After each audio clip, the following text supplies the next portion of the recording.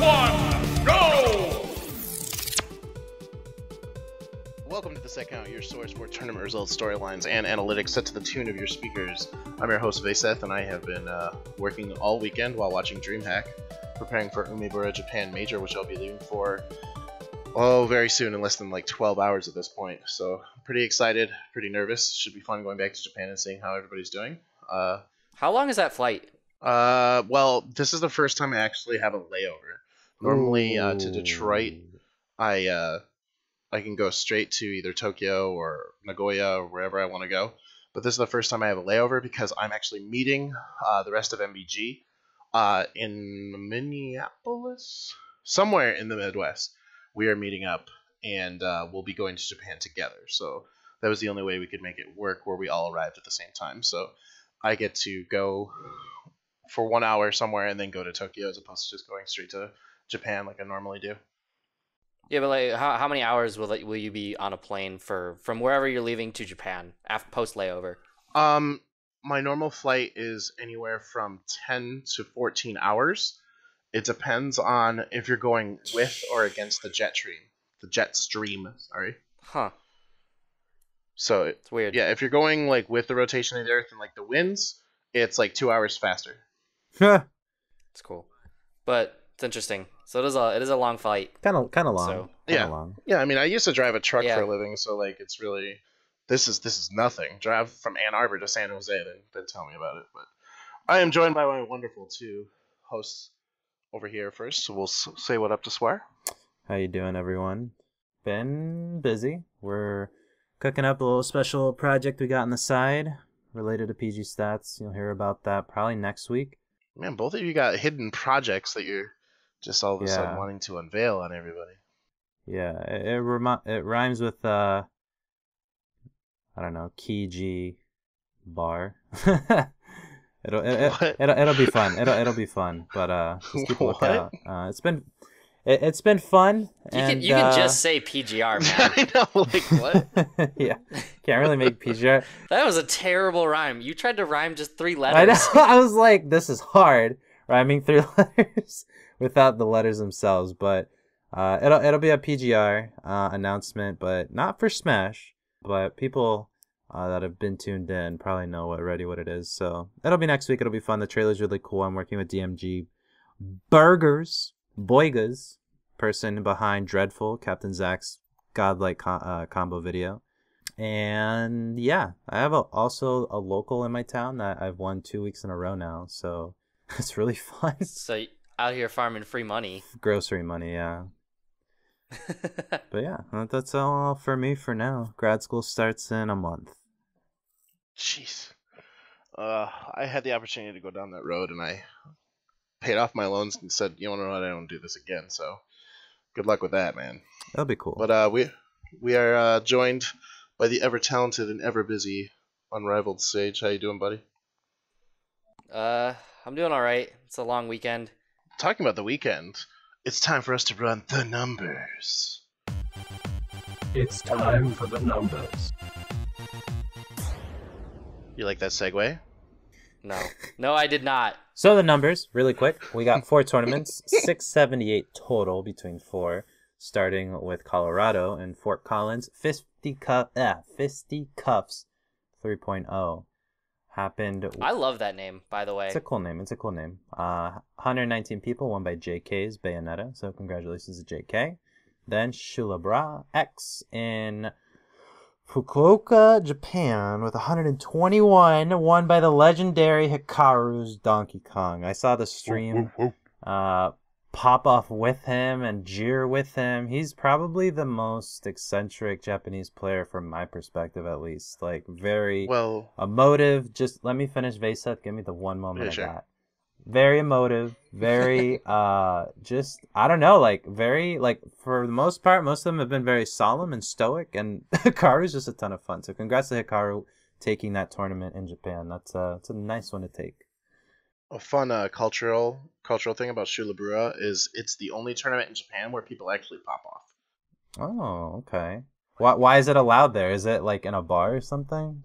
No, it's not. It's just for some reason the culture down there, like everybody loves like screaming from the crowd. It's very much Western? it's more Western, yeah, than what we would be typically accustomed to. There's actually people who go out of their way to go to Shulabura and not other events, or not go to Shulabura and go to other events because some people really like rowdy crowds and some people don't.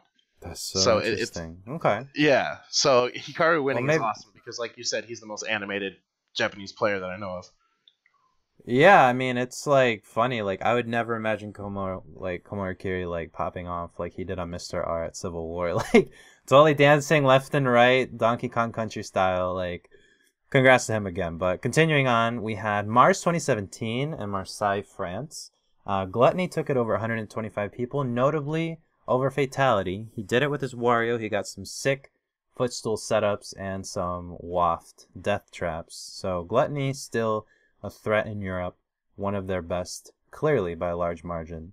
And then Dreamhack Austin 2017 in Austin, Texas, with Zero taking it with 313 competitors filling that pot money. So along with the $10,000 provided by Dreamhack for singles, Zero did it with a combination of Diddy Kong and Lucina. So this tournament, part of a series of 4, is looking off to a great start, with Zero claiming its inaugural trophy, which looked pretty hardcore. It was like almost the size of him, so that was awesome. Trophy. But yeah, 678 people this weekend. We're gonna have some more tournaments every week the rest of the month, and forever. The rest of forever. Yeah, every week for the rest of the month, and then also a TGGC on the 3rd of every month. So let's go. Plus an additional 2GGC to make up for the fact that we didn't have an April 2GGC. So yeah, yay, tournaments. So yeah, I mean, we got a little bit of a show for you, continuing off last week's. Kind of made a little bit of a splash on Reddit and social media about the current state of the Smash stock market. We saw a lot of people sort of give their points on what they're experiencing, both as the person at home, the person at the tournament, the person going 0-2, and also the top player. A lot of top players currently are enjoying a lot of the pop bonuses that we're seeing spread around. Everything from Royal Flush to Bravo Zulu Festival to Dreamhack to the 2GGCs. But we're still seeing numbers that are below what one would say is, something they'd really want, something desirable. I guess something exciting is the best way to put it. Yeah, something where like a TO is breaking even, where a venue cost is being covered, where someone makes money. Event isn't going. Yeah, someone's making money. So, top players, it's a great time to be one right now. I think Zach and Samsora have been to almost every state in the country just in the past month and a half, going to almost all these random tournaments. And that's kind of because, they're a commodity. So again, we're talking about that feedback system where you need top players in your headline to have people watch your stream, to have people subscribe, to have people support, to have people yada, yada, yada. But we have also seen in the recent past an influx of events, notably around the period where MLG New Orleans threw us a bone, where we have this like smashers biting the hand that feeds. So what do you feel about that category? Because I'm sure coming from Bro and comparing it to now Vayseth, there's some stark differences in like event promotion and overall tournament organization, right? Like who's growing and who's stagnating? Well, not only that, but because I started in 03, and back then like having 30 people was insane for a local or whatever, and then having hundreds of people was just kind of unheard of for getting people together. But like that's obviously grown over time, but largely the Smash community since Melee has been super defensive. Like we've made our own thing. So like when somebody tries to come in, we have a bunch of people who just don't naturally trust people who aren't of their own, like regardless of intentions, because there's been so many issues in the past where people just haven't paid out. I saw that, when Dreamhack, or not Dreamhack, That'll be one of the tournaments you talk about. But when MLG or New Orleans announced this, this really random sudden tournament, which, by the way, only 159 people attended, which, if you're a Smash kid, like, MLG's heyday for Smash was long ago in, 2013, 2014? I mean, back then, everybody would have surged to it, but, a lot of people were like, what tournament is this? Who is organized? Like, what's going on? And we didn't see a high attendance. There's a weird lack of trust across Smash, where it's just, if you haven't run an event yet, then we just assume it's going to be god awful and nobody wants to go. Yeah, and it was a success mostly. I mean, it was not well attended per se. I don't know what the financials were for it, but it was a pretty tasty stream. Of course, Nairo taking out ESAM with his Dr. Mario, Nairo winning the tournament over Zero, ending his streak. For the first time ever, yeah. Exactly, yeah. That was all cool. And it wasn't in an uncomfortable area to travel to either. New Orleans is great. A lot of people would love to go. Yeah, to Louisiana. I mean, it had all the works for it, but it was also announced a month in advance. And Smashers don't have that kind of agency where they can just go from one tournament to the next unless they're a top player getting funded or on an org. But then I'd say we saw UGC kind of echo the same thing. I remember personally when I saw the ad for it, I was like, what? 40, who is throwing $40,000 at Smash? Yeah, I remember hearing about it too, and it was pretty crazy. And it was but that was announced, I want to say 2 or 3 months in advance. The timeline was pretty apt for what it was, except it should have been way more ahead for what it was boasting, because Evo and CEOs announced very far in ahead, and Vayseth can kind of go into why. But the thing is that I remember it caught flack because it used trailer footage of other tournaments. So it's you're advertising for UGC Smash Open, but you're using my CEO footage, you're using my Big House footage. So it caught some flack there because nobody knew who UGC was, right? I think people knew who they were. No, I don't think so. They had never done a Smash event prior. No, I mean but UGC was a big name in esports in general, or a name at least. But you'd be surprised that the common Smasher doesn't follow general esports, hardly follows League, hardly follows Dota. They did another Smash event, I believe, at that exact same venue before, too. No, that was their first Smash event. Wait, what? Sage worked with them. That was They typically did Halo. Okay, they typically did COD. Oh, okay. Maybe it was a monthly or something. But that's where they got the idea from, is they saw a Smash event.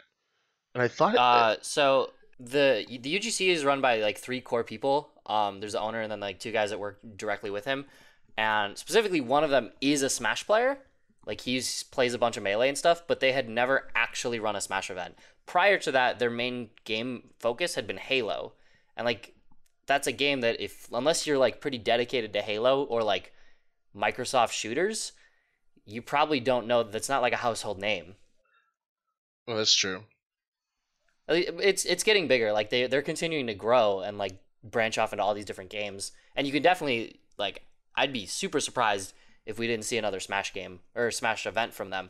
But yeah, it's just I think that all these things, even MLG, if you didn't know, if you had just gotten in a year ago, MLG's not a big name for you because they'd never done Smash in the past year. Well, I mean, that's true, but they had the benefit of the doubt of being able to be the first huge national-wide tournament organization when they first started. So they just sort of got in before everybody else, so that's how everybody knows who they are.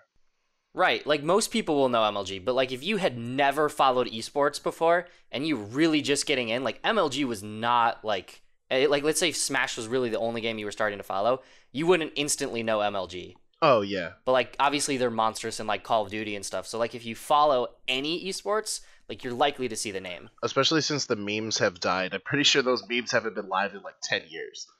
But there was all kinds of MLG memes all over the place. Yeah, and really what this sort of illustrates is there's this huge org that has some funds and some infrastructure to lend us for a weekend to put on a great event, but Smashers are coy. They're very reluctant. And MLG, 159 people attended. UGC, with months in advance, only a little over 200 people attended, 205.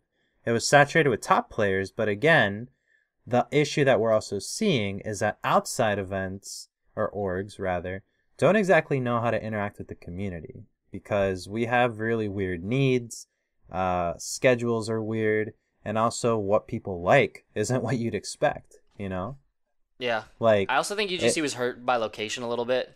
Like, to be fair, by St. Louis? St. Louis, and like they were like just outside of St. Louis. It wasn't really like city location. I don't know. It just felt like an odd location to run your first event. Like that's such a huge part of a lot of people. Like Big House can get away with it because Big House took 4 other events before it got huge. Not like UGC now can get more away with it because they actually put on a really good event and they got a lot of good publicity about it. But like initially, like your location is so huge. I think the biggest problem is they have to reach out to the community to get like our very diverse and special needs. But there really hasn't been anybody who's stepped up and really done like justice to the names that are putting them up. You know, they usually go for people who have their own events or go, you know, above and beyond. And like, yeah, they're community leaders, but their focus is often split. So I know with Bear, they had like with UGC, they had Bear and Matt.Zeb, and those guys are busy with their own events. Well, Bear does at least one event a month, and Matt.Zeb's doing all kinds of events. Yeah, like Bear once a week. Yeah, and they're both constantly working on Smash GG too, so it's like they can't really like focus their attention on one tournament that they're doing. Like it's sort of like a non-biased thing. So well it's interesting. The issue is like for people like Bear, like promotion, like he's like a promotion engine, but from what he lacks in sort of like the personal touch to a lot of things, because he is such new blood, he makes up for in human capital and social capital. So like he can move these events to get the scheduling going the way it needs to, like understanding how brackets need to be set up, and that's cool. But like I feel like some people just don't like follow Bear into it as hard as like maybe if it was D1 or something. But again, like that's not D1's job. So like so much of like Smash influence is determined a lot of times by these voices that, you know, aren't involved in those situations. Like D1 wasn't involved in UGC, and I don't think Blur was either. Like it was Matt.Zeb and Bear who are like each other's analogs in each scene on the Smash GG side, and it wasn't well attended. I mean, 205 for UGC, like there's no way with the because it was a spectacularly shot tournament. There's no way that broke even. So especially with the pop bonus, I don't even know. Like, do you know, Sage, by chance? Like, did they ever reveal like how many people they were planning for? Like, I believe the goal was minimum 500 per game. Like, what was it? Smash and Melee? Yeah, because it was the pop bonus for 40,000 was split across 2 games, so it was like 15,000 for Smash 4 singles, 15 for Melee, and then 5 for both doubles. Right. So I believe, if I remember right, like don't quote me on this, but I think they were aiming for 500 per game. They hit 200 for Smash 4, and I want to say close to 300 for Melee. So they hit like half of their goal. Yeah, it was like 500 between the two of them. Yeah. Gee. Yeah, plus that's insane pop bonus. Like, I mean, there's just no way they would have broken even if they make it every entrance fee $100, like still would have been under. No. So yeah, that's rough. But then we saw this weekend, and it was Dreamhack, and like we sort of touched on it last week. But I mean, Dreamhack should be a name that should shake everybody up. But 313 people. To be honest, not too many top players. Like I was watching the stream and actually surprised at the lack of talent. Like until the very end, there were just nobody's playing against each other and then against the top players. Like I was very surprised. Like Dreamland was more stacked in my opinion. No, definitely. Frame Perfect Series 2 was more stacked.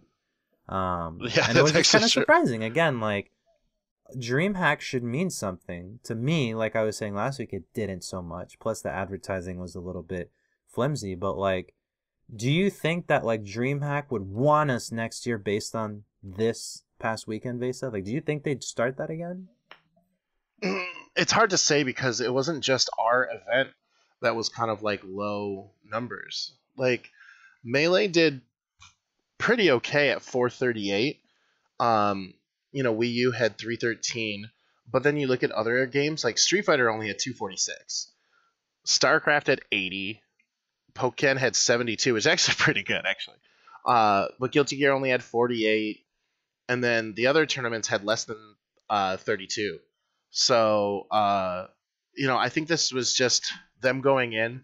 We're going to try out this market and try to do this because if I remember correctly, this is the first time they've had like a huge one in Austin at least, and it's definitely the first time they've had Wii U. So as far as our community is concerned, like this is a very new thing, and I think a lot of us learned a lot just like watching it. And I know Ally said that the event was 10 out of 10, and I think people are talking about it. DeBuzz and I are already talking about trying to go to the other ones, so I think it'll come back around. But yeah, it's definitely something that we should have had a better grasp on before.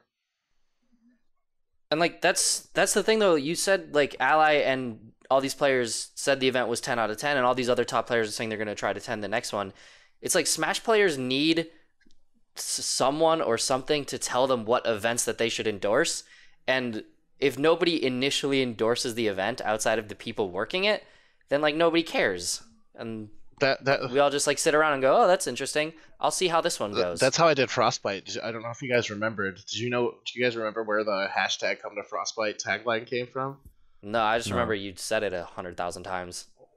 No, I took Salem to the Frostbite venue because he was in town for a Rebirth, a random monthly that Pulse Gaming used to do. And I showed him around, and I was like, and I recorded a video, and I was like, so Salem, what do you think? And he's like, this venue's pretty beastly. And I said, pretty beastly? That's convenient, because our mascot's a bear. And then I zoomed in the camera into my face and went, come to Frostbite. And that's where the hashtag came from. But we got a whole bunch of people super interested just because of that stupid video, because we had Salem, a top player, like go to the venue and be like, I'm signing up today because this was really sick. And he literally handed me the registration money right there. So sometimes you're right. Like, that's all you need. I mean, we see that in action already for Shine. Like, Shine had every single top player last year singing praise, and that's what's been able to carry it into this year's really tough, oversaturated season with very good numbers already and very good top player attendance as well. Yeah, they've been very transparent with their funds, so I wonder if, like, this gamble pays off. Like, are they going to tell us exactly how much everything cost again and show that they made up the 30K and then more? Or it's pretty interesting. It'll be interesting to weigh like the 30K against if they do release public information. Like, you also have to wonder, like, are they using their weeklies to try and refund that 30K, or using like monthly whatevers? Because like obviously Big Blue's doing not just Shine, but they're doing a bunch of stuff in that region. Yeah, I mean, like people were saying in last week's Smash Economics thread, you don't really make money your first year as a business, and Shine with Big Blue eSports behind it definitely did not, with a 30 net loss. But at the same time, like you're saying, like, will that 30 net loss transition in or transform into 7 more Shines that everybody wants? I mean, that's a true gamble, and I mean, it might pay off this year, but again, like, there's still so much that's not determined. But bringing it back, I mean, again, MLG, UGC, Dreamhack all had one thing in common, and it was a fat pop bonus. But all the numbers were less than, I want to say, Frostbite. than Frostbite. And the 3 things those events are different compared to Frostbite is the non-appeal to the common smasher, the bracket, 0-2er or 1-2er. And I think that builds up to talking about, like, well, pop bonuses don't attract people, what will, But we also have events that don't have pop bonuses and don't have side events, but they do have attendance, like CEO and Evo. So how do you think those two got to get that much momentum over the years, considering the fact that they, for a smasher who is bad, offers nothing other than a spectacle? Is it just a spectacle and the prestige? Partially. So, like, to be fair, like, we're saying side events attract players, or like attract the O2ers or whatever. for lack of a better term, the pot fillers. Yeah, side events do, but there's a lot of factors that go into it. And CEO and Evo, they have a whole experience for the weekend, right? Like you're in this giant venue, there's thousands of people. Like it's just appealing to kind of participate in that environment. And even for like CEO Evo, you go and you get to watch all these other games. Like you could almost treat that like a side event. There's like top 8 in the Ring and top 8 in Mandalay Bay. It's like that in itself is this like side event experience. Almost like you're giving people another reason to attend, also to like see not just Smash but also, you know, BlazBlue, Guilty Gear, Street Fighter. Even if you don't follow them, it's still fun to be there. Yeah, I was gonna say like the destination is the big thing. Like as we're all getting older in esports, like convincing the significant other to go to, if they're not into esports, to go to Vegas or Orlando is a lot easier than, let's say, St. Louis or Ann Arbor, Michigan or whatever. Yeah, and I think that like the sort of like, I don't know, like Apple-esque experience, like selling branding, like is so valuable for CEO and Evo that, yeah, they don't have a pop bonus. They don't even fly out players. But Evo and CEO have had, well, CEO in itself, you know, over 800 each time for the past 2 years. Evo over 2,000 each time. Huge, crazy, awesome. But what we saw last year and what I'm fearing a little bit this year, and I want to say that experience and like prestige is going to trump it, but Evo last year suffered a lot of flack because now we also had top players saying this event sucks. Zero said this event sucks. Ally said this event sucks.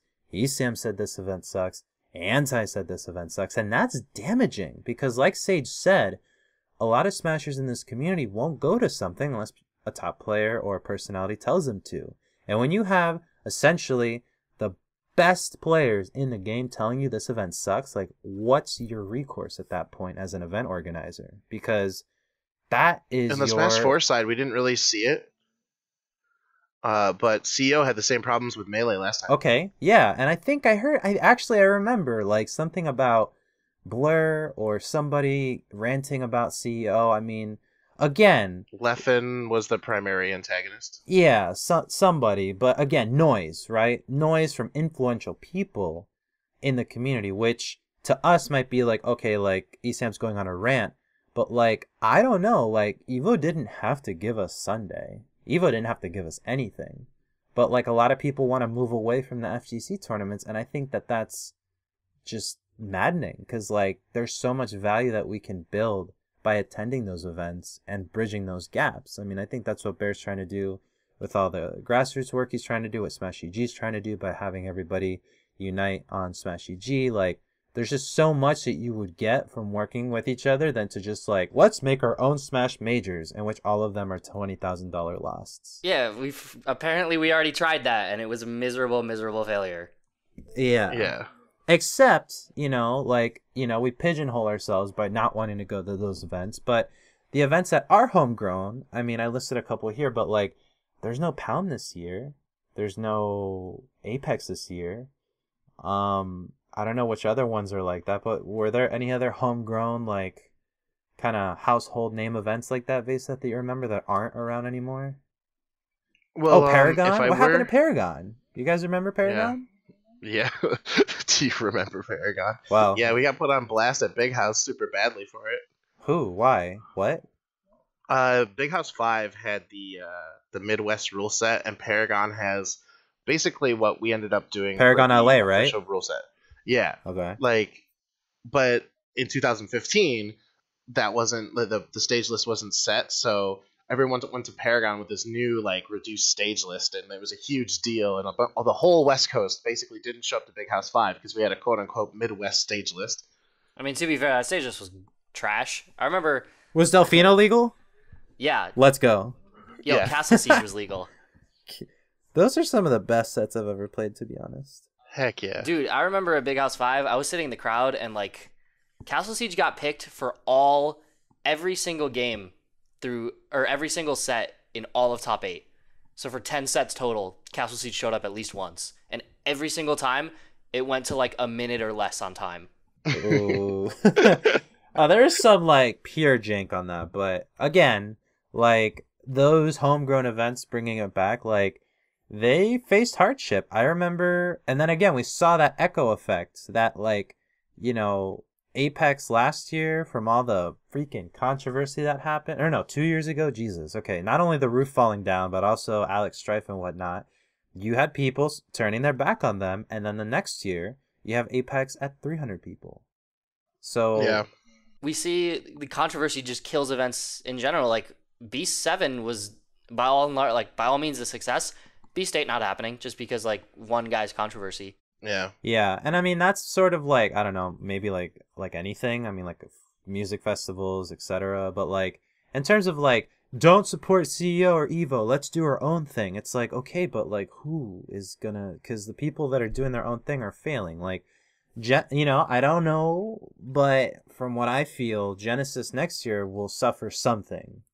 Because from the stream not functioning to the standards people wanted, to the 0.9 gate and all that, and like the bracket mess that was not anyone's fault except for like a coding issue, like that's hard to get away from, like. See, the thing about Genesis is like everything on the Melee side was perfect. That was all Smash 4 issues. Like, yeah, but we also know that Smash 4 and Melee communities like also want their own events. Like there's even like friction about that, which is super silly. I don't get the whole our own event thing. Like why do people have an issue with being at a venue like with a Street Fighter tournament? Slots, timing, I mean literally just freaking whining, to be honest with you. Like the fact that there's even slots. Yeah, mostly slots, but the fact that there's even like a sanctioned venue to play video games at is like that should be enough for people, but it's not. I get the slots. Like the slot thing is rough, but in the end, like you get so much more viewership. It's so much more entertaining being in a crowd of 4,000 people than it is in being a crowd of like 40. Yeah, but again, like, do you think that Evo this year will break entrance or stay the same or be less than last year? It's hard because like it was so put on blast, but wait for which specifically Smash 4? Yeah, have only been talking about Smash 4 this entire time, or at least I have. No, I thought you meant like in general, because like, yeah, Evo's numbers across the board go up every single year. So, but if we're talking about specifically Smash 4, Day 3 alone will bring them up. Yeah, you think? I think. Yeah. You think in between a saga that's going to be the weekend before? You think in between the Summer of Smash that's going to be in full force? You think in between the events that are going to be after it that people can go to instead that are closer with better pop bonuses? You think that? Dreamhack afterwards? Do you think Dreamhack afterwards? I mean, that's the thing. Last year we weren't dealing with a 2GGC before and a freaking A-tier event right after. Like, there will be a 2GGC event the weekend before, so there might be people who stay through and go to Evo right after if they can even make it. Yeah, that almost feels disrespectful. Last year it felt like everybody was like the whole 3 weeks around Evo was like sacred, nobody do anything. Well, I remember it was like all the streams, all the Twitters, everything was like practicing for Evo, and it's like you're gonna have people flying like across the country like that Monday night before Evo, the week of Evo, coming back from 2GGC, whatever. I think Nairo? Wait, is it Nairo Saga? No, Nairo Saga's June, right? Yeah. June. Okay, so it's July. Yeah, so July. Like whatever Evo. saga that is. Yeah, the unannounced saga is going to be the weekend before. And it's like, well, damn, that's kind of hard to wrestle with. I mean... Is it actually 2GGC Saga, then Evo, then Dreamhack? Yes. I believe so. That's insanity. If that doesn't like just raise red flags to organizers, like what day do you even pick anymore? I mean... You quit. Well, if anyone's anybody, they're going to be at Evo. But then if anyone wants to make cash, then they're going to be at Dreamhack, and then if anybody wants to continue the momentum they got in the circuit, they're gonna go to 2GGC. But I mean, 2GG and ESA is like awesome, so I would assume if you come to like their saga, they'll all like get in a big like van or something and go to like Evo together or something. I'm sure Champ's got something sweet cooked up for that. Yeah, they'll probably do something. They did it for Genesis. It's just crazy that like that's a problem right now. Where like DreamHack can throw $10,000 into the pot flat. Like it's like 20 people could show up and they're gonna throw $10,000 in it. That's just the pot. The pot is $10,000. Like, I'm not criticizing 2GGC for being the weekend before. I'm just saying that, like, that was not a factor last year, and EVO wasn't dealing with the most socially overpowered org in the community hosting an event the weekend before. So that, to me, will leach some numbers for sure. What were our numbers last year for Evo? 2,200 something. Oh yeah, it was well over 20 grand in the pot, so it was over 2,000, but less than 25,000, or not. I mean 2,500. You think we'll break 2K again? You honestly think? Yes, I don't. the only reason is because like we don't get this chance to be in day 3 very often, and 2662 last year, by the way, so a perfect palindrome. yeah, Damn. 2662. If you're listening to this right now and you're debating about whether or not to go to Evo, you should go to Evo. It's pretty much the greatest esports fighting game esports event that has ever existed. And if you're a spectator especially, this is probably the best event for you to possibly go to. If you're a player, it can suck. The schedules are hard, the competition's stiff. But if you're a spectator, you just have constant, like, great fighting game and Smash action all weekend long. So you should go. And if you're a Smash 4 fan, you should go, because there's no guarantee that we'll get the Bay again next year, or what will happen next year. If Smash doesn't support the fact that they got the Bay, then we definitely won't get the Bay again, and it'll just go back to Melee. That's what I'm scared of, because, like, the thing about Melee is that, yes, people might say they're stingy, but they're also hardened, and they're somewhat older, like, for the people that are supporting the scene, because 80% of them don't even own the game. But for Smash 4, like, it worries me, since, like, some of the top players are less mature, some of the things they might say if something goes wrong, because last year, outright just saying, like, you know, screw this event, like, what that'll Well, that look wasn't like. just Smash, though. Like, the Mortal Kombat was complaining. There was, like, multiple different communities complaining. And it's a lot easier for us. We're, like, privileged with Smash, because no organizer's going to turn us down just because of the sheer numbers that we bring generally to an event like a CEO or an Evo. But this might be the time we don't bring those numbers, is what I mean. Yeah, and then they just drop us. That's the thing. I think you'll see anywhere from 1,500 to 1,800 entrants for Smash 4. I would be surprised if it went over 1,800 at Evo. I wouldn't. I think we've continued to grow numbers every year. I think we will. Well, wait. If the Nintendo Direct is not out by then, it will be under 2,000. If it is out by then, fuck, it'll be 3K. I don't know about that even. Well, that's post E3, so there's also that potential. Yeah, so depending on whatever the hell E3 happens, if there's a Smash icon that flashes on the E3 screen and it's just a Smash icon, I mean, it'll be 3,000 easy. I tell people this in response to the oversaturation thing.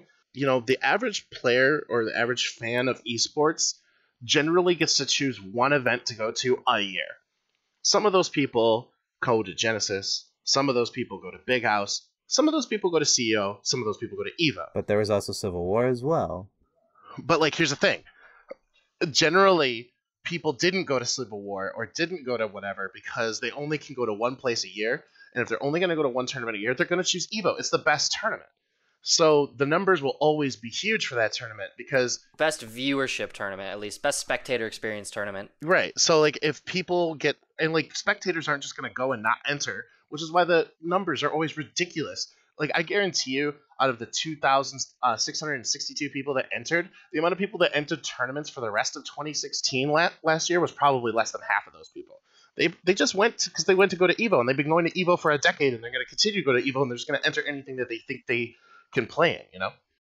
I mean, it's not even to be cynical. It's just like we're approaching a phenomenon at the middle of this year that's just like rather special. I mean, we're going to have Dreamhack the week after and a 2GGC the week before. And that's just something to take into account when looking at all of it. That Dreamhack, what city is that Dreamhack in? I don't know. Atlanta. Oh, cool. Yeah, so it's not even something where it's like if it was DreamHack Vegas, you could have a trifecta of like doing a TGC, then Evo, then stay for DreamHack, but it's like not even, yeah, it's not doable. Yeah, no. I don't know. That DreamHack is probably going to be really small, unfortunately. Yeah, and then on the other hand, then the events that are beside Evo, well, you know, that made the mistake, I guess. I don't know if it's the mistake, but just that happened to have planned, you know, won't get support. And if they don't get support, well, I mean, it's not really that personal. It's just, I mean, bad planning. No, it's like, it's literally what I just said. Like, the people who go to Evo will go to Evo, and the people who can't go to Evo will go to DreamHack Atlanta. Like, and then the people who are sponsored and could go to all the tournaments will go to all the tournaments.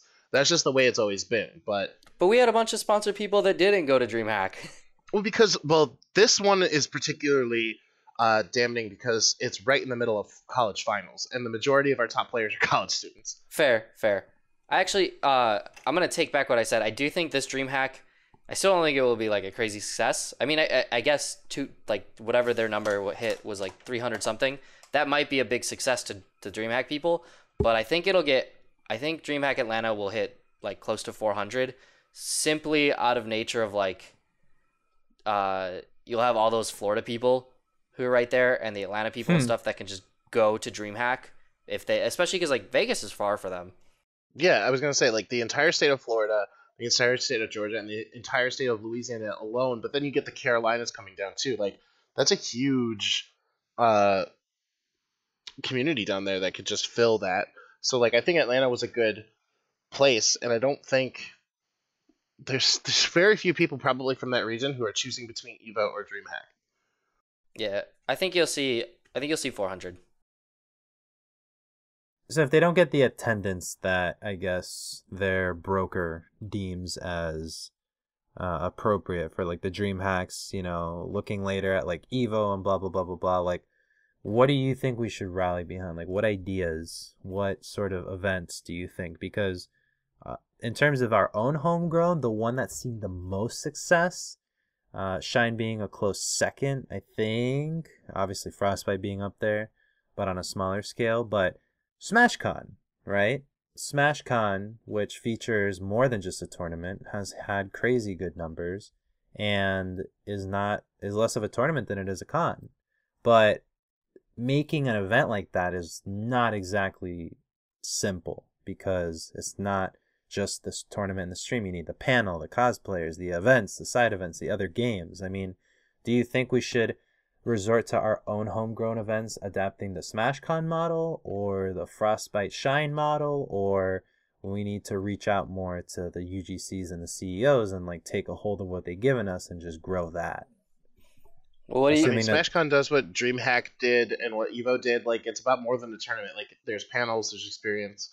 Especially like with Evo, when you get as big as they are, you get like previews of games that aren't out yet, and true, it just brings everybody together, and like that's where you should be going. I honestly think our biggest and best tournaments every single year are the Big House and Genesis, and they're nowhere near as good as the tournaments that I just said. Yeah, I think it really depends on what you want. Like, if the Smash community wants, you know, let's all be together and have a bunch of fun, like, go to SmashCon. Like, SmashCon is the type of event that you want. Do we want money and, like, super esports and high viewership numbers and all this craziness? Then you need to start supporting DreamHack and CEO and Evo, and, like, 100% that's where you're going. Outside of that, like, do we want to stay as our weird mix of, like, we're still super grassroots, but we call ourselves an esport, even though we're, like, barely an esport? Then you just keep doing what we're doing, because it's obviously like that's the rate of growth that people I think are expecting. Like I feel like there's so many people out there that are just expecting this like random event to pop up that's gonna have 1,000 people and it's gonna look like a League of Legends broadcast and it's just gonna happen and that's the end of it and like that'll be awesome. Like it's not realistic. Like that's never gonna happen at the current rate that we're progressing. Smashers TLDR: if you don't support MLGs, UGCs, DreamHacks, etc., so we can get in good with other esports and they can show like how cool the community is, so then they want to incorporate us more, we're not going anywhere. Yeah, and that's assuming Nintendo doesn't get involved, which we have to always assume just because of everything we've known up to this point and because of past behavior. But again, like, I think it's very dangerous when people are like, you know, rejecting CEO, rejecting Evo because there's other games there, when most of all those other games end up liking us, even though our community can be a little childish at times. But how can you not like Samus going off stage and sniping Pikachu underneath the stage on the other side? Like, that, everyone knows who those characters are, and like that's why Nintendo's decision to incorporate their IP into the fighter that is Smash Brothers is so ingenious, because it has the most appeal out of like almost any fighting game out there, apart from the arcade Melee's classics. just super fun to watch, regardless of Easy to pick up. what you know about the game. Yeah. Fluid. Every match is different. I mean, I've liked Street Fighter recently. I've gotten a lot into it because like Punk from Pandas being like ridiculous, but you know, to me it looks pretty rigid. I know it's like crazy stuff, but like it's like, where can they go off the screen? Like, can they go and move a little bit more? It's just left, right, and a bunch of like crazy maneuvers. But again, like, that's a traditional fighter, one of the best. But again, like, Smash has like so much broad appeal. Like, they end up liking it's not us. only just that. Like, I think especially with the generation right now, we all grew up with Smash Brothers because we all had a 64. If you're our age or younger, you've played Smash before, and we're just going to keep getting older, and the people who don't know what Smash is are going to continue to cease to exist. So, like, the amount of people who know what Smash is just only going to continue to grow, because our biggest obstacle up until now was explaining Smash Brothers. I've probably said it on the show before, but the reason why Street Fighter is so, like, popular or so good is it's kind of like soccer. You can understand what's going on in soccer to a deep level and understand, like, the plays that they're running and how they position certain people in substitution, and like the more you know about it, the more rewarding it is. But really, all you need to know is ball goes in the goal, we win, goal, yay, drink beer. Yeah, I mean, that is exactly why it is so appealing, and like something to be that's to be said about, you know, this current iteration of the Nintendo console, like with the Switch. I mean, Mario Kart 8 Deluxe, a rebranding of like the same game that came out 2 years ago, that just has the new DLC already packed into it at MSRP $59.99, and the tracks that came with it and whatnot, and they added like a couple tweaks, like the Ultra Turbo Boost and whatever. You can get 2 items now. It's the fastest selling Mario Kart game to date. They oversold beyond all expectations, and people probably already played it, or there's new blood because the Switch has reinvigorated so much. So I'm new blood. I didn't own 8, and I bought this one. Same. 8, I was like, I have to invite some people over or like go online, and I just don't play online that often. And this, though, I was like, I could bring this to a tournament and like stand in line or just like sit around and play with anybody else who brought it. Dude, I just tweeted it out, but like Uber drivers are like putting Mario Kart Switch in their Ubers so people can play while they're getting driven around. Yeah, That guy's like, getting 5 stars 100% of the time. But yeah, I wanted to, before it gets too stale, I wanted to actually go back to the whole point. Smash doesn't really do well as a spectator sport because it takes like a 30-second conversation for somebody to spectate to understand what's going on. Whereas if you watch Street Fighter, health bar. Guy gets hit, health bar goes to 0, guy wins. It's very easy to watch and understand, and that's why but regularly their views have been a lot higher just across the board in the FGC versus Smash. Because with Smash, it's very, very, very complicated and nobody really knows. But like once you explain, hey, it's a ring out game, your damage is in the form of percent. As your percent gets higher, you fly. As soon as like you have that 30-second conversation, everybody can watch it. But if you're just tuning in on Twitch and you're like, oh, what's this? And you don't have that 30-second conversation, you're going to get disinterested and move away, you know? Yeah, so, you know, that in itself we can't fix, but making it more accessible in general, of course, like through different, just like as the game gets more and more normalized, like definitely like Vayseth has a point, like Street Fighter has that advantage, and because we're so not traditional, we are that much more, in my opinion, funner to watch, but also Street Fighter is like super hardcore and awesome. Let's go funner. Smash is funner than FGC. To play, in my opinion, but whatever. No, I mean, I really want to see Dreamhack like us, and I want to see people like Dreamhack, and I want to see people support Evo. So I hope that we really do take a serious, concerted effort towards that, and as our community leaders and top players, like, you know, reinforce that, because I mean, now's the time. Like, if the Switch goes over and does well in terms of announcements, and Dreamhack this year went well, then next year will just be all the better. Like, hey guys, come over. I know the Switch setups are gonna be fucking hell. We're gonna have to zip tie them, but let's do it. Blah blah blah blah blah. So I mean, like, Dreamhack doesn't need us at all. Any they event, absolutely yeah, do not need us. And all of these events, like that we've been talking about this whole episode, they don't need us. They're just fine. And actually, chances are, with the way that we've been telling these companies, is they take losses when they invest into us because we're like this. But if we really want to get big, we got to like swallow our pride. And you know, if we don't have doubles, let's not riot. You know, oh my god, like if we don't have players flying out, let's not riot. Like, literally, Smash is the only community that I know of that does this stuff. And it just infuriates TOs of other games about how, like, appearingly, like, entitled they are. Like, to us, we're just a very tight-knit community that will be willing to do that. But to them, they're like, wait, so you're saying if I want to have a Smash event, I have to fly these people out? I have to pay this? I have to pay that? Like, just Melee top stars having appearance fees? Oh my god, dude. We're so bad just across the board in the eyes of the outside world. So we really You're not some all-star running back, my dude. You don't get to go to Target and have 40 people line up to just get a signature on a shoe because you went grocery shopping. Mango, maybe. Yeah, I mean, so much of it's an anomaly. We're like so loud but so small. Like, it's so weird. It's but this crying child at Chuck E. Cheese's. Yeah, I like eSports Chihuahua better. eSports Chihuahua.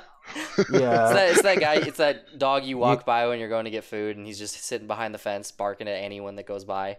yeah.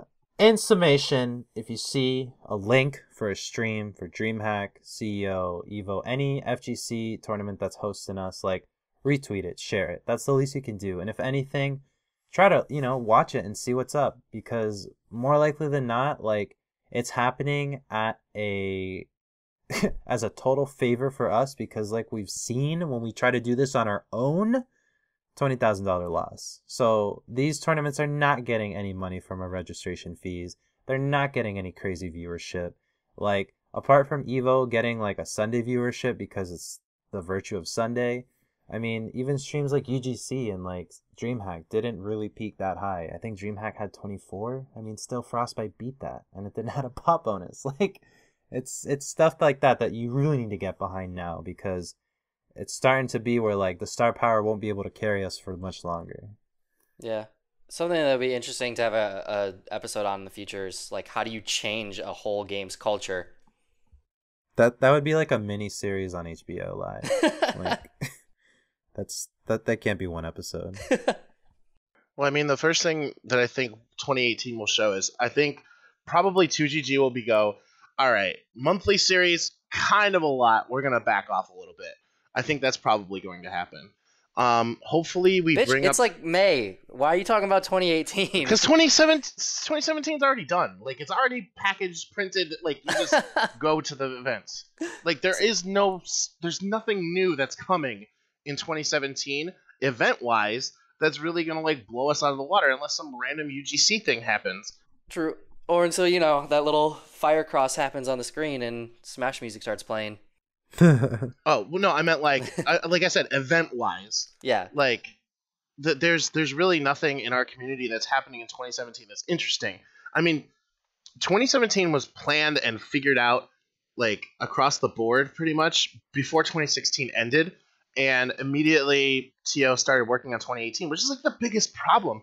Like, you have all these people planning out all the way into 2018, so if anybody new wants to get into the game, sorry, your events are already booked. When were they booked? January 1st, 2017. Didn't we already talk about why that's not a problem, though? And that, like, if everyone was planning as a unified group into 2018, it'd be great.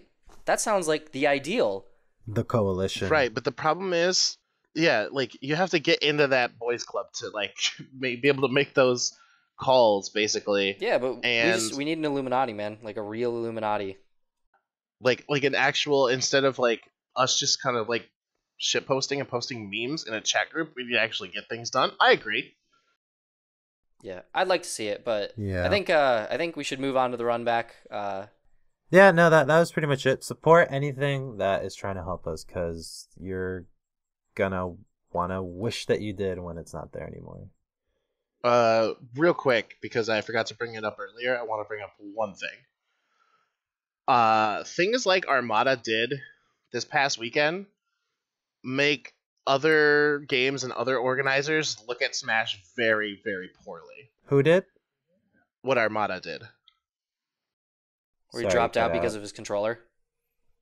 Okay. Yeah. So It wasn't even that. So this is what happened.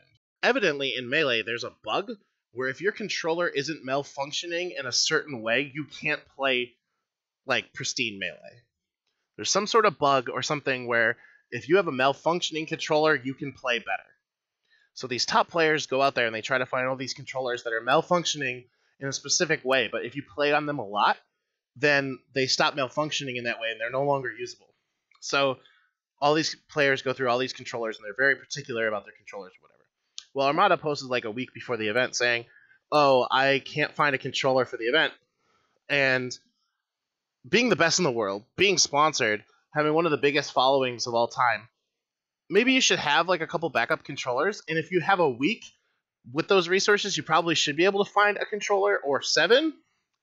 But no, he shows up to the event, plays doubles, doesn't win, and then the day of the tournament goes, I don't have a controller. Sorry, guys, I'm dropping. could you imagine if he got flown out for that? Like, I'd be furious.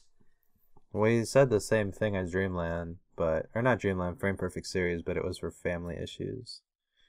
Yeah, but like, I don't know. It's weird. You pay like, what's flights round trip to Europe? $800 to $1,200. You pay that for this dude who's supposed to draw your viewership and be monstrous, and he just doesn't play because, you know. Shootout versus Hungry Bucks Grand Finals. Yeah. Which was actually kind of hype. It was. At least Shootout versus Mango and Shootout versus Mewtwo King was actually pretty hype. Choose a god. But anyway, basically what I want to say is, like, sure, you can go out there and you can say, listen, it's not these top players' responsibility to support your event. And it just goes back to the thing that says biting the hand that feeds, which is the theme of this freaking episode. If you're flown out, or if you confirm for an event, chances are they've made graphics, they've prepped their commentators, people have come, especially when you're Armada, top players for Melee go out of their way to go to those events so they can potentially beat Armada and bring their rankings up. Because beating Armada is huge. So when he dropped out of Frame Perfect Series 2, all the other players were like, well, I don't have a chance of beating Armada. Why am I here? And then he does it again at Dreamhack, and it's why am I here? So the question I want to propose to you, Suar, really quick, is... Yeah, go ahead. Respond to that first. Yeah, I want to bring up, if you just register for an event as a top player, I don't think you have any obligation to actually follow through. If you paid for everything to get there, the second an organizer throws anything at you, if they give you a hotel room, if you crash at their place, whatever, like, I think personally, if I'm flying a player out, like if I was an organizer, they're signing a contract being like, I will fly you out for this many days. I will pay for your return trip. If you do not attend my event, like, you have to reimburse that. Like, I'm not dealing with that I'm not going to pay $1,200 for nothing. Yeah. No, it's not even that. It's a deeper issue than that.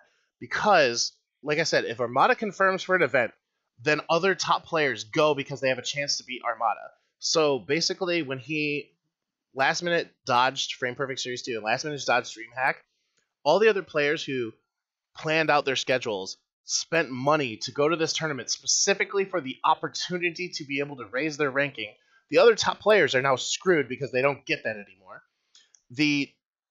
Especially when you drop out day of, there's no time for reseeding, so the tournament's integrity is completely shot. And then the organizers have to deal with that. If he paid everything himself and the tournament didn't offer him anything, like, he has no obligation to stick to the tournament. Like, he can just leave if he wants. I feel like that's a reasonable thing for any player. Like, if Zero just dropped out and they didn't fly him out and he just showed up, like, okay, Zero dropped out. Like, he wasn't like paid to be there. No, like I'm just saying, like, The only person who doesn't get a negative from that is the player who dropped out. And that's the main thing. Yeah, but like, why is it their responsibility to decide why players show up to a tournament? Well, here's the thing. It's extremely selfish because these players are bulletproof when they do this. If they're not feeling 100%, if they're not like really into this tournament and they want to drop, there's literally no negatives. In any other sport like tennis or whatever, if you drop or you don't go to a big event, like that counts as a loss for you. Which is why I was going to ask Suar, like, this problem seems to be happening more and more and more. And as somebody who's on the PGR, if somebody drops out of a tournament for, in my opinion, a stupid reason, at the very last minute, we're the point where, like, everybody is now, like, if there's a week's notice or whatever, it's an emergency, sure. But literally, I don't have a controller. Come on, playing Smash is your job. You should have backup controllers. So if you have some stupid reason that they're just like, I'm not feeling it, I'm not going to play, or I think I'm going to lose, so I don't want to hurt my ranking. As somebody who does rankings, like, should those be counted as losses? Well, the thing is that for anyone who didn't compete out of reasons like that, there are others that are going to win. They might not beat that person, so yeah, no one got an inflated score because they beat Armada, had he attended, but we also had Chu in top 3. And if Armada did play, would have Chu gotten a top 3? Who knows? But the bottom line is that people still got what they needed from the event. Like, sure, you have protection when you don't compete because you don't have the ability to lose, but everybody else is also gaining on you. Armada is a special case where, like, no one can gain on him, even if they won every tournament for the rest of the year. But for everyone else, like, people drop out all the time. Like, Anti and Mr. E and False couldn't go to 2GGC Midwest Mayhem Saga. Did they benefit from that? No. Ned got into top 8. Ned, that was his heyday. He got those points. He has more points than Anti by that standard because he also beat Void and other people at the event. So it's tough because people want that person to feel the negative, but they don't have anything on paper to get negative over. They literally have no record. So that ends up hurting them in the end when everybody else came and showed up. So for Armada, that bites only because it was day of, but I'd expect that to happen all the time. And that probably does happen to players that aren't even as notable. You know, maybe not PGR, but there's people that drop in brackets all the time. They might not affect seeding because they're not too good, but it happens. So if you're a featured player and you confirm to a tournament, like, you should go to that tournament. No, I think that's garbage, though.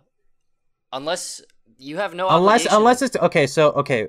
Coming from an events management perspective from college, we used to have speakers come all the time, and they would be contracted by the university, and you'd have to fill out a form to have it be reimbursed and all that, and blah blah blah.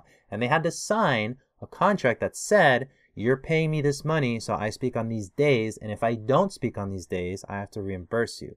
We're not at a point where we're contracting players to go. However, there is sort of a gentleman's agreement that if I'm housing you, I'm flying you, you're going to compete, and out of honor, you should honor that. But there should be contracts, as Sage is saying, to sort of supplant that as stakes get higher and higher. Because imagine on the last day of 2GGC, championship circuit 1,000 million, right?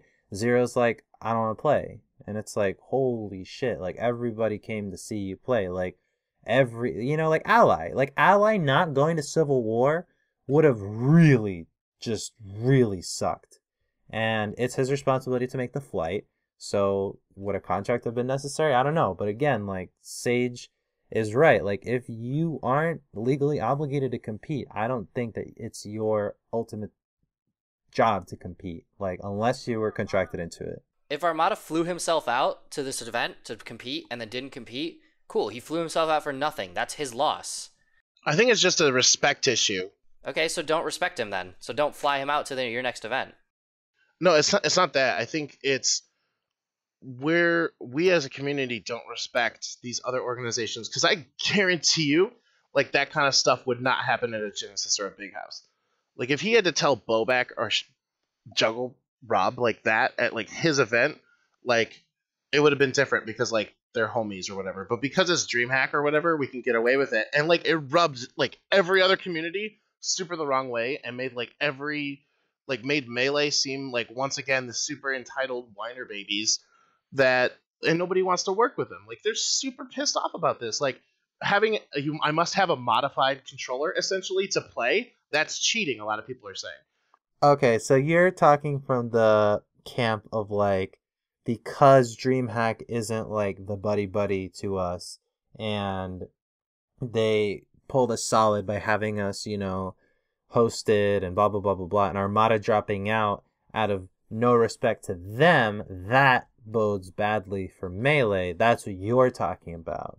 Okay. Yeah, it's just if we want to be an esport and just bringing this whole back in, like we have to work together with these other communities, and like things like this and like missing flights or just showing up like last year, wasn't it Mango or whatever, a bunch of people didn't go to CEO for quote unquote personal reasons, and it became a meme. It's like Melee does this all the time. If we want to be an esport, we have to like not screw these people over. Like, and that's just the way it is. On that end, I agree a little bit with the leniency, but again, if there was no contractual obligation, I mean, these didn't do anything wrong technically, but in terms of PR, yeah, it looked awful. But again, like, shit happens. Yeah, it's just a respect thing, man. Like, they ruined the integrity of the tournament, and the player lost nothing for doing it, and the tournament just, like, eats all that. He lost his travel. Everything that he went there to do, he lost, and now a bunch of people don't respect him, and now less people are going to want to fly him out or work with him. He definitely loses stuff. Hopefully. I doubt it, though.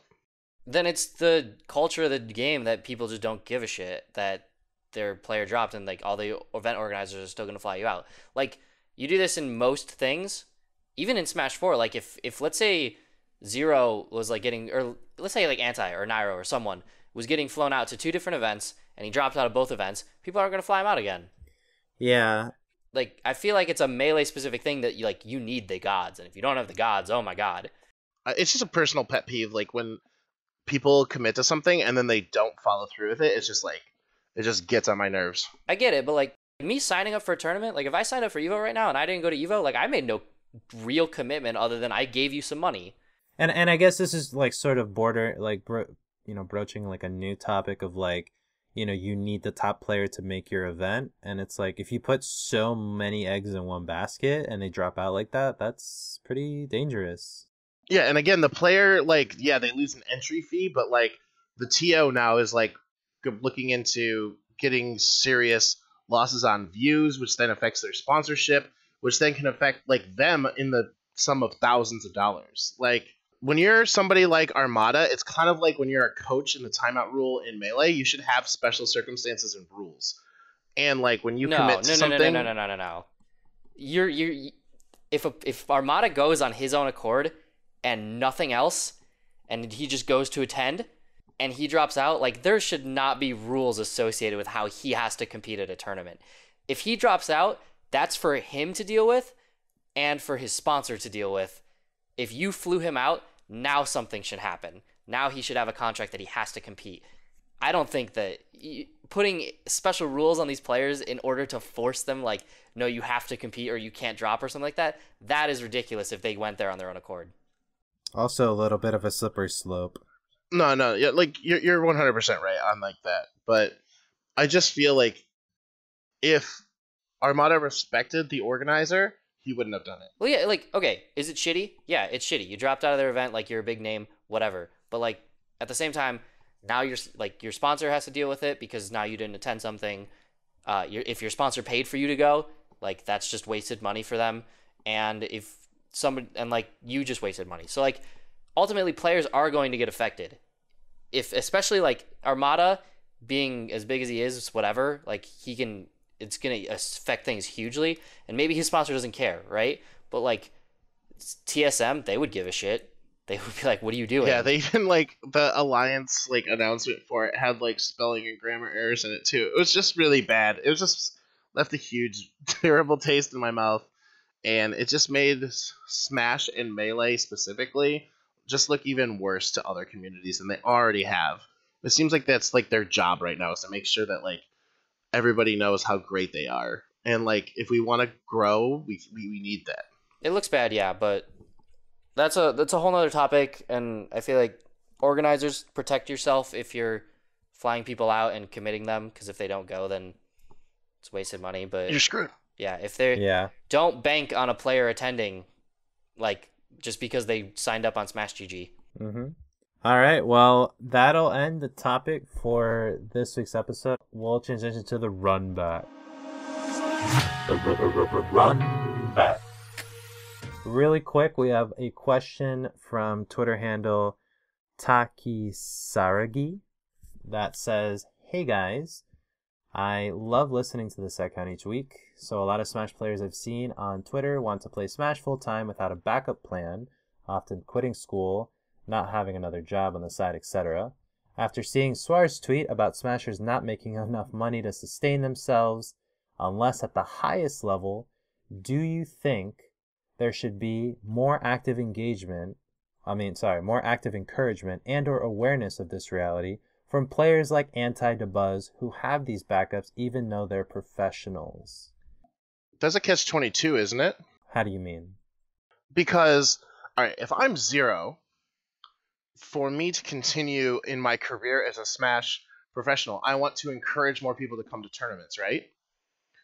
But if I'm actively going on my way to say, hey, don't follow the same career path I do because it sucks, it sort of like takes money away from them in a way. They should be encouraging people to like come out to these tournaments and like participate more, because if they're more active and the bigger the game gets, the bigger they get. So, well, not necessarily, because I think what this person is referring to is like, you know, you can still support Zero's career by subscribing to him on Twitch and go to your full-time job and go to grad school and go to college. Like, I think more so the question's alluding to top players having the, I guess, moral and social responsibility of being like, hey, if you are going to get into this, this is what you need at the very least. If you do not have this, please do not, or at least heavily consider it. And I think Zero did once long ago make a YouTube video saying, like, don't become a top player or something like that.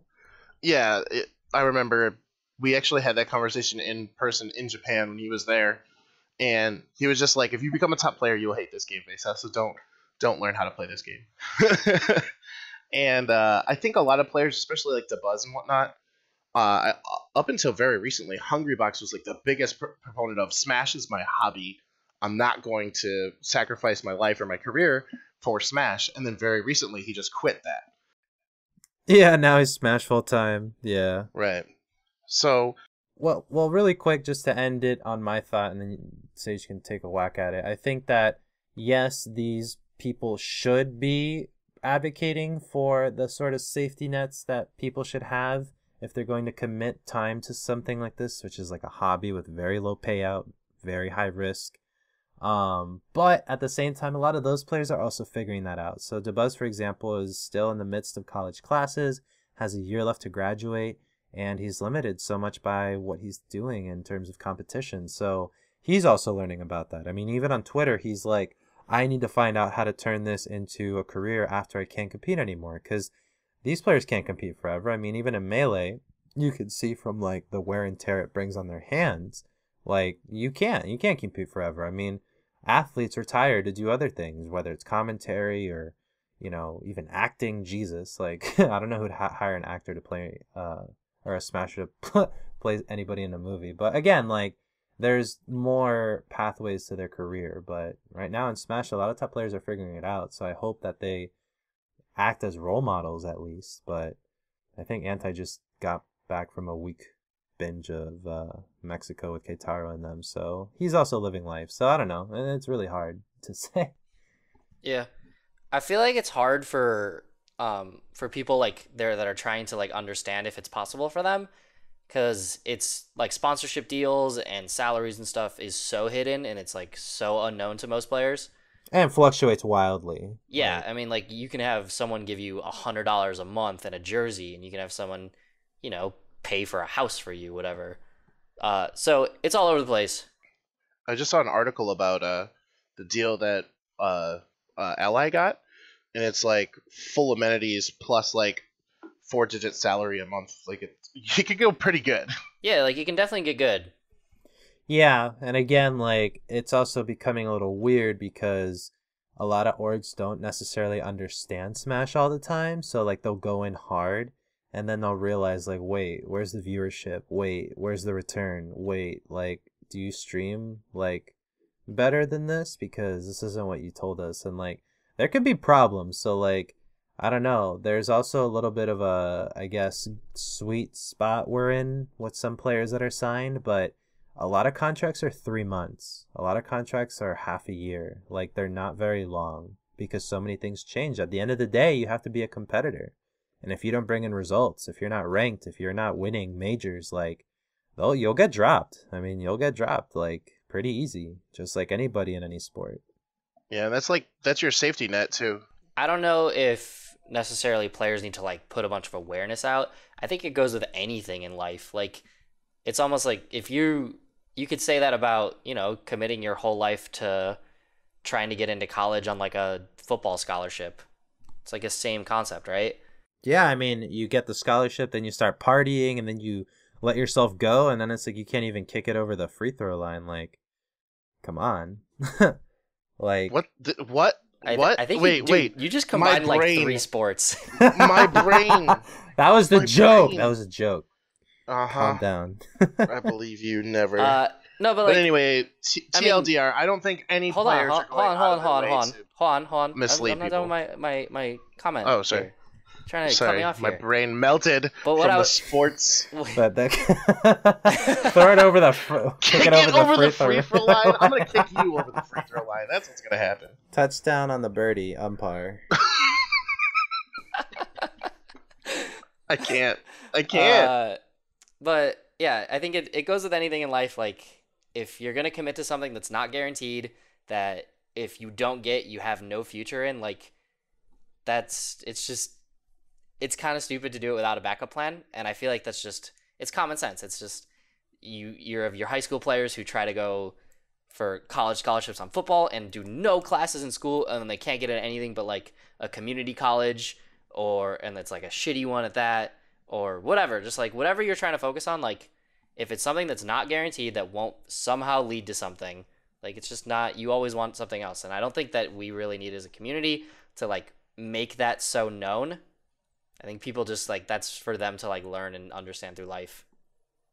Yeah, I agree. I mean, the professional development, like, it's in and around the community. You talk to the right people, like you'll find the mentorship you need. But I mean, for now, like, I think everyone should think twice before holding a controller and thinking, I can start a family with this. Yeah. Basically, all I want to say, like, we could wrap this up, is TLDR, I don't think any players are actively trying to deceive people and saying, yeah, you should quit your job and school and come play Smash because it's the best thing. I'm pretty sure all of them are pretty vocal about not doing it.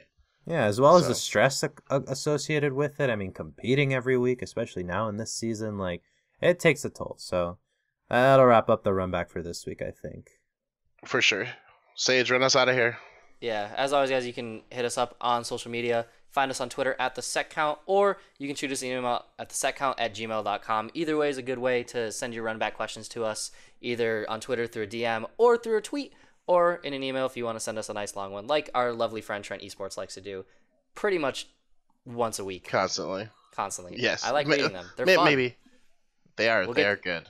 We might get to his... plug his blog one more time. You should go at Trent Esports.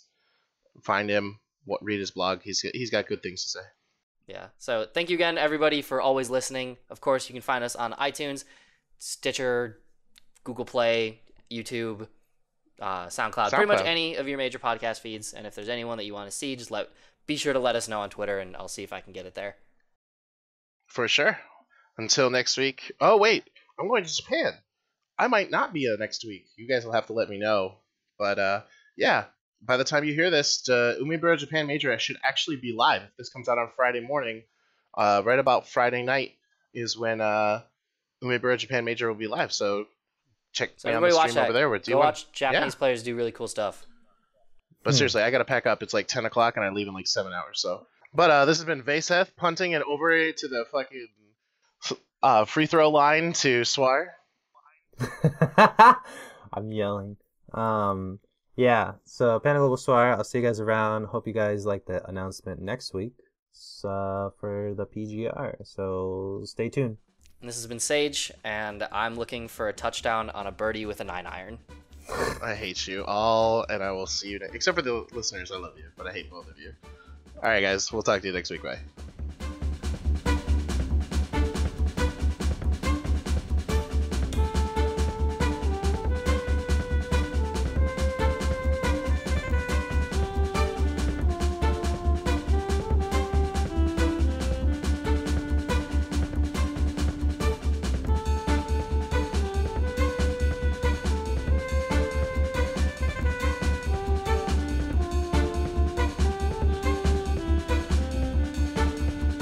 Complete!